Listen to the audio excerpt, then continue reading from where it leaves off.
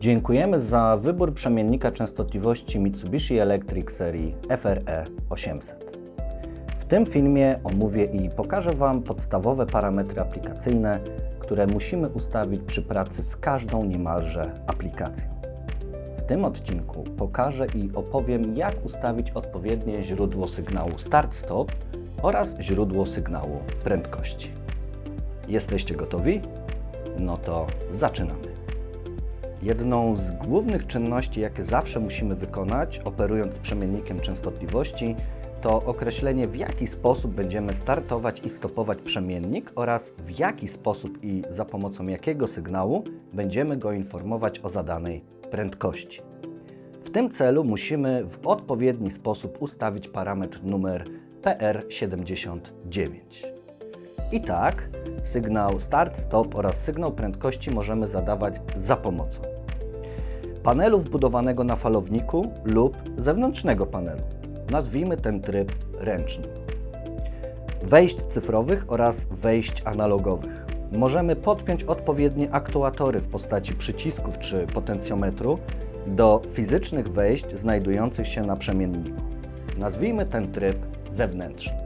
Komunikacji wbudowanej lub opcyjnej. Nazwijmy ten tryb sieciowy.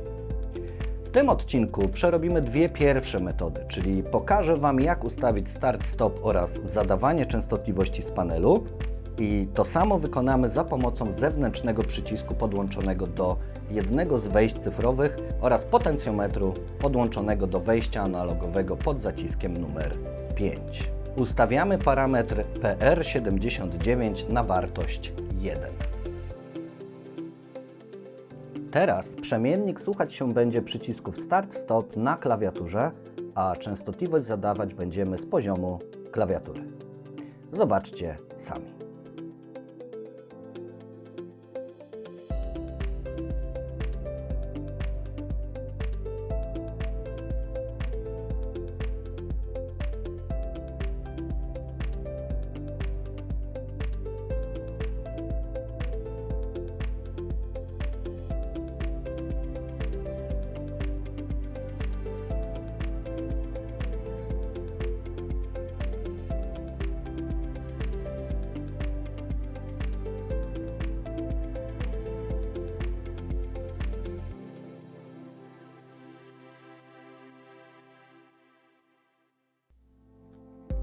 Przy operowaniu z klawiaturą bardzo pomocna jest funkcja autopotencjometru. Działa ona w ten sposób, że za pomocą obrotowego pokrętła zwiększamy automatycznie częstotliwość bez konieczności wciskania przycisku set. Ustawiamy zatem parametr PR161 na wartość 1.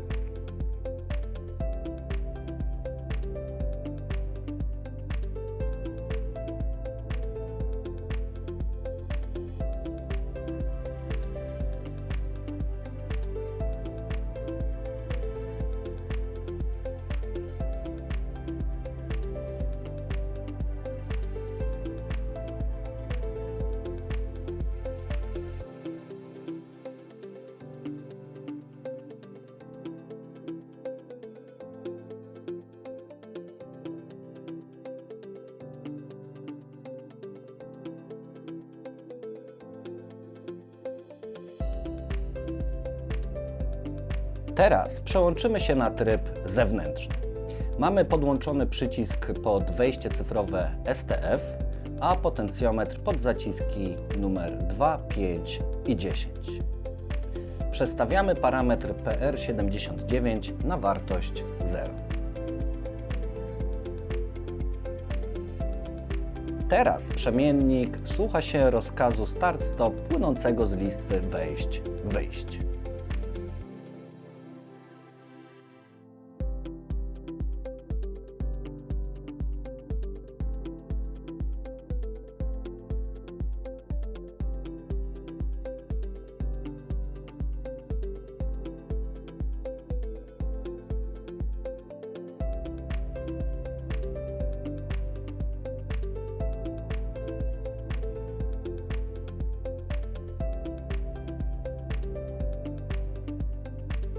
Mamy do wyboru wiele kombinacji wyboru źródeł sygnałów start-stop i prędkości.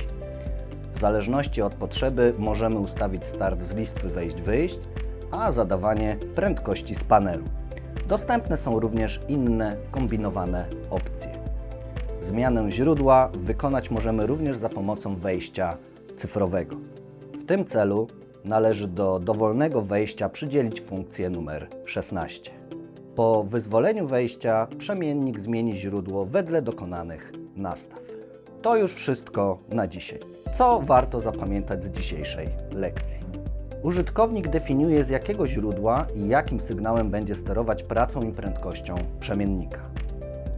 Jako źródło służyć może panel przemiennika z przyciskami funkcyjnymi, wejścia cyfrowe i analogowe, komunikacja lub kombinacje wymienionych źródeł.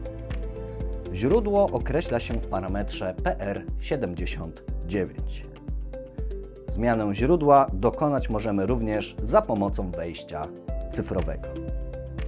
Dziękuję za uwagę i do zobaczenia w kolejnej lekcji.